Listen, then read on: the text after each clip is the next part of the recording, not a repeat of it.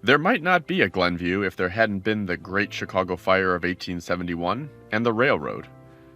Responding to the great need for construction supplies and building materials from Wisconsin after the fire, the Chicago, Milwaukee, St. Paul, and Pacific Railroad built a single-track rail line through what would become Glenview. An old boxcar served as the community's first station. The line was double-tracked in 1892 in anticipation of the next year's Columbian Exposition and the passenger traffic it would generate. A wooden depot was then built north of Glenview Road for the regular commuter service. What had been a day's journey to the loop by horse and wagon instead took about an hour. Area farmers began shipping their produce to the city. That encouraged a small but thriving downtown commercial area, which included Rugen's General Store and Al Eustace's Tavern, later named the Glenview House.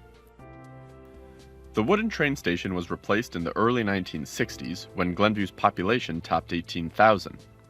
In 1995, when there were more than 38,000 residents, the depot was again replaced with the red brick structure featuring limestone-framed, arched entryways that still stands today. Glenview was served by another commuter railroad.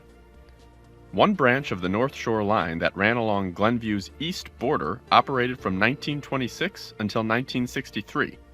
The electric interurban railroad had grown from a small Waukegan streetcar company to a dual-pronged railway connecting Chicago to Milwaukee.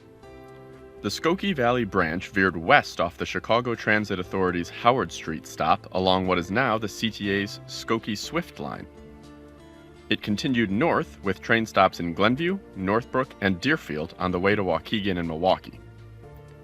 With top speeds of 80 to 85 miles per hour and those few stops, the trains clocked in between Chicago and Milwaukee in about 2 hours. The constant struggle to be profitable ended the North Shore Line's run. The tracks were torn up beyond Dempster Street, leaving traces of the roadbed that today's planners hope to make part of the Skokie Valley Trail for pedestrians and bikers. Learn more about Glenview history at glenviewhistory.org, on Facebook at facebook.com/glenview.history.center, and on Twitter at twitter.com/glenviewhistory.